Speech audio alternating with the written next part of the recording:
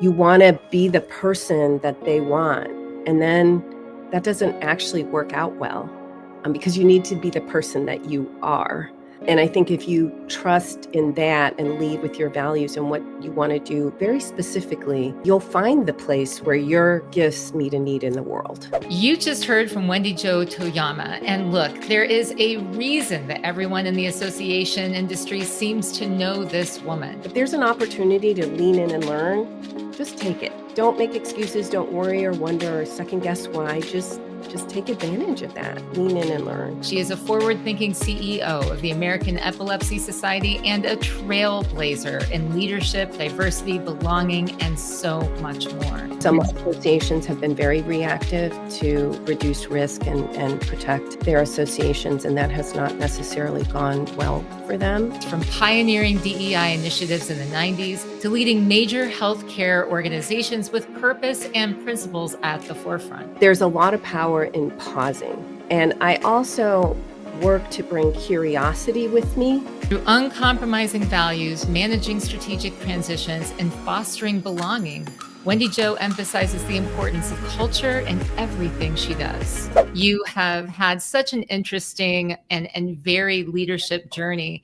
Can you take us back to the beginning? What first sparked your interest in associations? So many of us come into this sideways, and I will say I started actually in associations because I wasn't advancing in a corporate setting.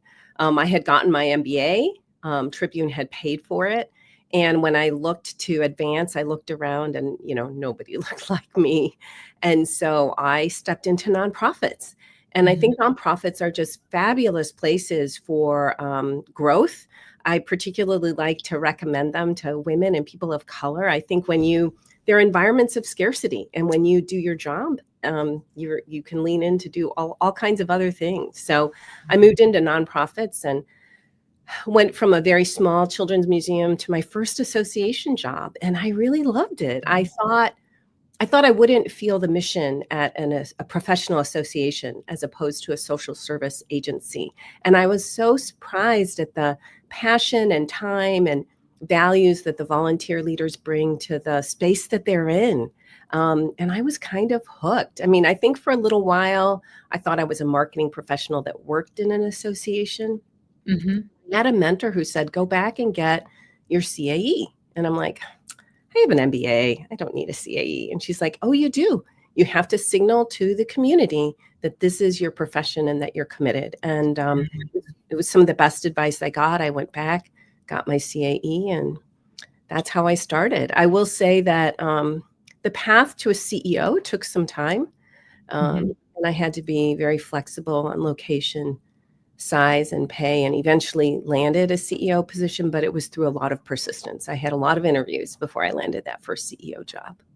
That's so incredible to hear a little bit about how you got to be where you are today. I know that our discussion and focus, this idea of leading with intention, that is such a meaningful phrase. And I know it can mean a number of different things to different people. So what does it personally mean to you, and how has it shaped your leadership style? I love this question because my word for the year is intention, actually, oddly enough. And I think what intention looks like can change at different points in your career and different places where you're at. Right now, for me, I think what that really means is sometimes we have to say no to things. And I think that that's really an interesting idea for people. I think sometimes the most important things we do might be things we don't do. Yeah, that's true. And so I really, I will say that when I was in my first transition, I had a career coach who actually helped me narrow my focus for my search, which seemed counterintuitive because I think when you're looking for a job, it feels a big sense of urgency to land something. And I think you might initially feel casting a wide net is what you need to do, but creating more focus on what my values were, what I wanted to accomplish, and really creating an intention statement that I was going to, Ooh. seeking a leadership position with an organization, looking for change, valuing a marketing perspective by a certain date. And it really helped focus my search. I think that was the beginning of really appreciating what intention can bring to something. How fascinating. I wanna know more about how your process for crafting an intention statement. Um, Mm, just because I think that that's something I don't have one, like, and so if I were to sit down and go through the Wendy-Jo Toyama, uh, activity of crafting the intention statement, how would you tell me to do that? oh, that's so interesting. So first, I can't claim it as mine. Vicki Austin was my coach at the time. Oh, Um, nice. I think, I think what I was encouraged to do was think very specifically. So you might be able to do it with another person, right? Having them ask you questions. So Ah, I knew that I wanted to be in an association. Well, the association space is big and wide. So she helped me really focus in on what did I want to do, what were the unique values I was going to bring to the role. And I think that really, the search process is a sacred process, right? And I think in the beginning, you want to be the person that they want. And then that doesn't actually work out well, because you need to be the person that you are. And I think if you trust in that and lead with your values and what you want to do very specifically, you'll find the place where your gifts meet a need in the world, mm. right? So I think it's about asking very specific questions. How do you stay grounded in your values during moments of organizational Mhm. uncertainty? Yeah, I believe in the power of pausing. Mhm. I think that when things feel urgent or in crisis, we want to react. We're leaders. We want to do something. There's a lot of power in pausing. And I also work to bring curiosity with me. Mhm. So that forces me to slow down and ask questions and get information. I think in associations, we have people bring things to us that are crisis. And very few things are actually a crisis, and helping folks remember that is important. I can't say it's not brain surgery anymore because I have brain surgeons as my members, but many things aren't actually crises. Um, and I think that's important to remember. I also like to remind folks that, you may be imposing, there may be a deadline or Mhm. a parameter. And so you feel like that's a barrier to doing something. Um, but many times those are actually things that you can push against and change. And so I think sometimes we forget to look wider and we think we're in this box and we may not actually be. There may be some things we can do if we take a beat, get some Mhm. information, question um, some things that we think aren't changeable that might be, and ask questions. So I think it's really important as leaders to take a moment and gather information and think about how you want to enter this situation, enter this room. What kind of person do you want to come into this discussion as? Yeah. You started your DEI work in the 1990s. I did. I mean, time flies when you're having fun. What lessons from that time still guide you today? When I think about lessons from that period, many of Mhm. them are very personal as opposed to organizational. So I'm going to head in that direction if that's okay. Yeah. Um, and I think there are two things. So I was very young at Tribune Company, and I went to my father, and he's Japanese American. We're Okinawan. My mother's Mhm. English, Irish, Scottish. And I said, Dad, I think the only reason I was included on this committee is because John Madigan, the CEO, knows me. Like, I'm the only Asian he knows. And for those of us, who are of color, it doesn't feel good to feel like you're being picked just because of what you look like. So I was uncomfortable. And my dad leaned in and he said, "That's fine. Go, do, learn." And I'm like, oh, it was one of those things where I was like, oh, that's interesting. And I Mhm. think I've carried that forward, right? That throughout my career, if there's an opportunity to lean in and learn, just take it. Don't make excuses, don't worry or wonder or second guess why. Just take advantage of that. Lean in and learn. I think the other thing I would say from that time, the 90s were a long time ago. And I remember there was a diversity consultant in talking to the board and sharing some history of things that had happened in the country. Um, and he had totally skipped the internment and things that had happened for Asians. And so I went up to him after, and again, I was very junior in my career, and I mentioned that to him. I told him that I thought that that might be nice to include in the future. And I remember it was a little bit, it was hard, and it felt important. And I think that that's another lesson I bring forward, is that sometimes the tool that we can use is our voice, and we need to use our voice. And I think for women, sometimes that is challenging for a number of reasons. Also for people of color and Asian women. I had a colleague who asked me. She said, "Do you think, as an Asian woman, you were kind of socialized unconsciously to kind of fade back and have others step forward?" And I said, I don't really know. I'm not sure, because I like to be service oriented. But I do know I have to work hard to step forward and use my voice in this way. And it's something that I do, again, with intention. But it's not necessarily something that I would naturally do. And I think part of it is because it's not the Oppression Olympics. There's so many issues. But if I don't share what the Asian experience is, then who's going to do that?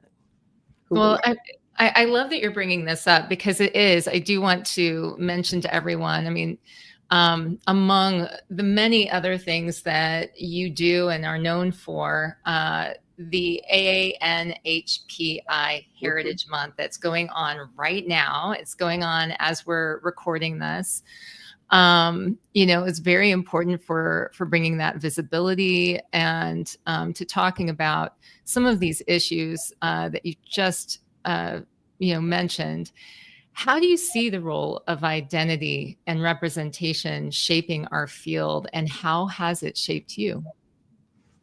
I think that in the beginning of my career, I didn't spend a whole lot of time thinking about being the only woman in the room or the only Asian in a room. It just kind of what it was. What I've learned through our AANHPI community is this is a shared experience with many of us. I think the difference now is that it's something that we talk about and we think about. And I think for me, I don't think I realized how I missed seeing someone who looked like me in leadership, because there just wasn't anyone who looked like me. And so I think what's important now about the AANHPI Association community group is that we're coming together. We're thinking about how to lift each other up. And we are seeing others who are forging pathways for us. And that's important, and I think being able to do it in community is powerful. We also learn from each other and our allies. So, yeah. Yeah. It's a tough time to be going through right now and caring about these issues, and especially as somebody who, you've been personally invested in increasing visibility and working at these efforts. And now we have, and this isn't part of any of the questions that I prepared, but it's like now I feel like in this political environment and in our society, talking about some of these things can put you in the crosshairs, and can cause a lot of, I don't know, even using the wrong terms can make people, what's wrong? DEI anymore? Can we say DEI? Are we going to get in trouble for using that? Are we going to get in trouble for showing our pronouns on our Zoom or our Teams? These are questions and discussions that people are having right now. How are you sort of navigating that? And I don't know, what is your thinking around that? Because it definitely is just kind of a challenging in a number of ways. Yeah. Yeah. So I'm going to do some truth telling here. Mhm. I'm not sure it ever was safe. Like, I'm Mhm. not sure that Right. I mean, clearly it's different now, but it Mhm. is not as though being different in America was safe Ever safe? for Right. everybody. Right. So, I think that it's discouraging to see the direction some things are heading, but these are battles that we've had for a long, long time. They never went away. Mhm. They've always been there. So I think for me, I try not to get discouraged and try to continue to use my voice, which is something I can do. I think from a practical standpoint, as we lead our associations through this time, there's different sets of considerations depending on the space that you're in.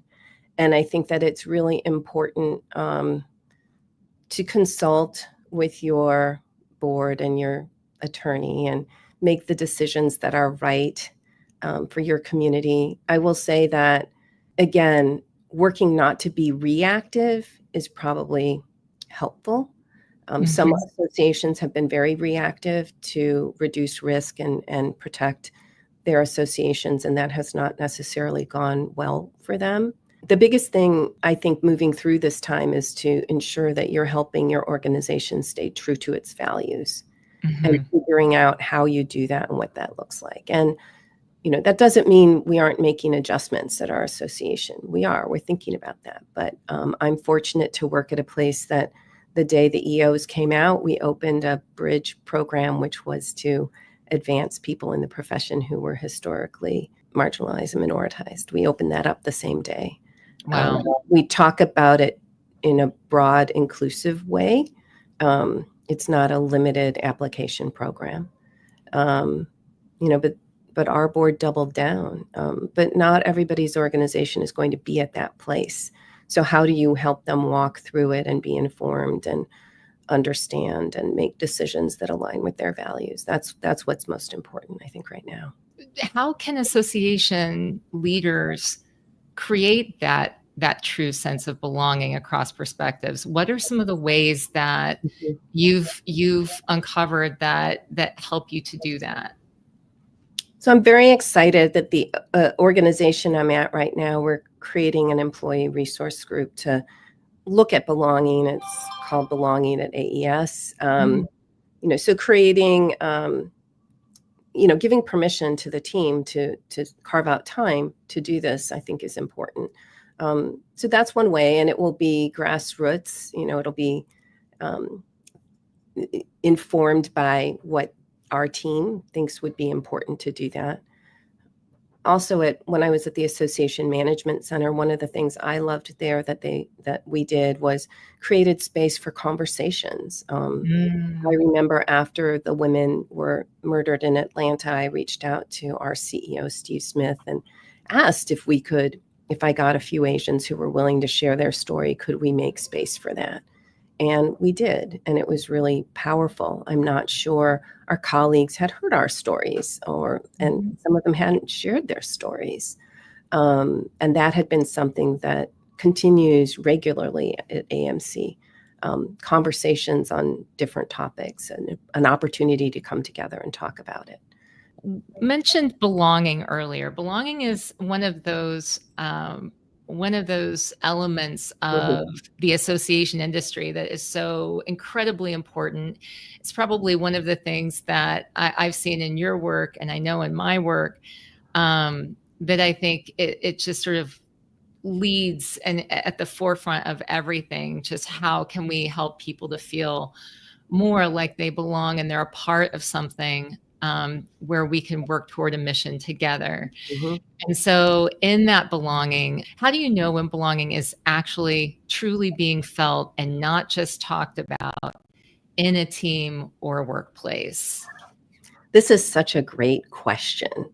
And I think one of the things that that is important is that you asked it and it can be measured, it can be explored. So I think, again, similar to so many things, creating intention around wanting to understand. So I think back to, I'm part of a church community. You know, you go to your church wants to be welcoming, it thinks it is welcoming, but then it actually finds out not as much as they think. So, you know, what's important here is there are ways you can find out. You can ask questions, you can do engagement surveys. So I think that there are some very formal ways you can find out, and you can't assume that just because you think there's a great sense of belonging, that everybody thinks there's a great sense of belonging. You have to ask. And sometimes that feels vulnerable to ask, but you want to know. And if you don't ask, you won't know. I do think there are some qualitative things you can look for. And so I was thinking about that, you know, taking a page from the hospice book, is everyone feeling seen and heard? So that's as simple as when you're in a meeting, you know, thinking about, has everyone contributed? If not, you might want to think about that later. You don't want to put someone on the spot. Some of it may be thinking about different styles. Some people like to prepare for meetings, so they might need some time. I also think having employee resource groups is another good way to build a sense of belonging around different topics of interest. And again, you don't want to say what they should be. You probably want them to bubble up, right? Right. So those are a few things. And, you know, ultimately at the end of the day, KiKi, do people want to come into work? Are they happy to come into work? Do they like working with each other? I think those are simple barometers to look at. Yeah, absolutely. Do they feel safe? Do they feel like they can share, bring themselves, right? Actually bring themselves. Right. So you mentioned vulnerability. That's another powerful word that, you know, allows us to oftentimes be able to create more trust when we're with people that can hold that and recognize that, and not take advantage of any sort of vulnerability that we bring. But that's a way that we can connect and bond with other people. You've mentioned vulnerability as a leadership strength. How do you model that while still maintaining the authority and the direction that you have to also convey in your role as CEO? You know, for me, I think I grew into this a little bit. Earlier points in my career, it was more about trying to model the behaviors I saw valued, trying to move up the ladder and again, do what I thought I needed to do. I actually had a boss who told me I needed to, you know, be more, I don't even know if they use the term masculine, but honestly, I tried to talk with a lower voice and I got different glasses, you know? And I think at some point, I really thought about the fact that I wanted to be able to bring who I was. I felt that, I think it was when I was the CEO for the first time, that the fastest way for the board to be able to work together and trust me was to get to know me. And to get to know me meant I had to kind of share a little bit about me. And I will say that as a working mother, I never really talked about my kids at work. It just didn't feel like the thing to do. And again, I started working in the 80s, everybody, just so you know. It was a while ago. And so when I became a CEO, I had spent some time for a few years before that defining my values, and they include family. And so when I interviewed for my first CEO job, I talked about my family in the interview, which I would have never done.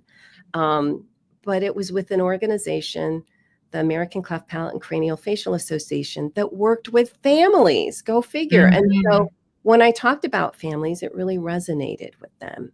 And so I think for me, being vulnerable was something I had to be comfortable with. I had to be comfortable with being a little more visible, sharing a little bit more about myself than I might normally do. I'm a kind of private person. I know it's surprising to hear. And I think that the important thing about it is to be authentic and to realize what you need to do to show up in that moment. So being authentic doesn't mean you can do whatever you want and wear flip-flops to work and speak truth and use appropriate language. I mean, there are governors on what we have to do as we show up in a workplace and how we want to show up. And being authentic while keeping in mind the executive presence you want to bring. It's a balance. And I think it takes a little while to grow into it and find the right balance for yourself. A wonderful comment came in from Mariel, and she says, Wendy-Jo and the steering committee of the AANHPI association community have created such a welcoming and safe space for association professionals. With each community group meeting, there are a growing number of new folks joining us and coming back each month. So, and it was important to you to send me the link for the LinkedIn group. I'm going to post this here in some comments. And also, folks, if you haven't joined this, if you haven't checked it out, if you want to join and show your support, follow along, see what they're doing. This is a fantastic group and community that you built. And I heard a little bit of this story when you were talking with Joanna on her podcast, but would you share a little bit about where this came from and how it developed? Yeah. Sure. So in the wake of George Floyd's murder, Michelle Mason was still at the forum, and she and I were colleagues and had kicked around a few places. And she reached out and said, maybe we want to form an Asian AAPI, Asian American Advisory Group in Chicago. And I'm like, that would be great. I would love that. So I went back to my LinkedIn and I kind of scrolled through my 1,000+ contacts, and I'm like, there's 10 of us. And guess what? 2 are CEOs and none are women. I'm like, this is amazing. Not in a good way. And so I reached out, Michelle and I talked about it and decided we didn't have enough girth in Chicago to really get it off the ground, and that maybe we would roll the AAPI into the BIPOC group and, save this for another time when we could do it, maybe on a national level. And then Michelle goes on to move to ASAE. So that was like, wow. And so she tapped Don D, who's the founder of our group, and I was a co-founder with him. And so it was again about waiting and the right time. And so we were able to put together a small group of 17 who worked on a strategic plan and kind of started from there. We looked at the other CRGs that were a little bit further along than we were, Hispanic Association execs and Black Association executives for kind of a model of what to do. And we've been growing ever since then. So it's we keep doubling in size, and we did open up our community to all levels. I really love that. And it was because in associations, we learned that only about 4%, we understand, of ASAE members are Asian. That's probably not an accurate number now. It's pretty old. But within the population at large, it's 7%. So we learn. So when we think we don't see a lot of people who look like us, we don't. So what's been really nice is to come together as a group, because I remember being at a meeting where another half Japanese association professional literally chased me down the hall. Thank you, Allegra, to introduce herself to me.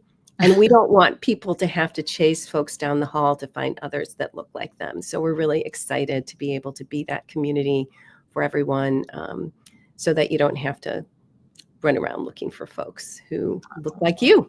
Yeah, another wonderful comment came in from someone live. Odessa says, as a new association professional, finding the AANHPI group within ASAE is very empowering and inspiring, especially seeing my fellow AANHPIers shining bright during AANHPI. No less. So it's a great month to be witnessing people being recognized, and obviously the community is very supportive and coming together. Even here, you see people showing up and talking about what they're getting, the great benefit and the massive growth that you've been seeing for the community. So, I mean, obviously that's a great tribute to you and to all of the people who are working together to make that community shine bright, because we know that it doesn't happen organically. Like, it doesn't just happen without anybody putting effort and thought and there's a lot of love that has to go in along with time and energy and resources. So, kudos to you for being able to, work on that idea, help develop that, and to obviously have some great people around you to support that too. Yeah, it's been really probably one of the bright spots every month is the meeting that we have. We carve out time for networking. We asked people what they wanted and found out that was what they wanted. We had been working through these really aggressive agendas every month. And so we scrapped that now, and we have at least 20 minutes usually dedicated to just networking, which has been lovely. And I think there are benefits then because we know each other better, and we can think about how to support each other in different ways, which we wouldn't have been able to do before. So another leadership question for the association execs who are watching this right now and are just looking to get a little bit of advice from Wendy-Jo. Here you are, and you're doing so many wonderful things. If there's one guiding principle that you'd offer association leaders facing complexity today, what would it be, and why does it matter now? There are so many things I could say. I don't think it will surprise people to hear me say pause and take a breath. Take a breath. The leaders, the members, your professional staff team, they will all take their cues from you. And I think it's really incumbent on us as leaders to certainly go out, gather the information, make sure we're getting data to inform decisions and different perspectives. That's all really important. But when you get down to it, being a CEO or a leader is about relationships.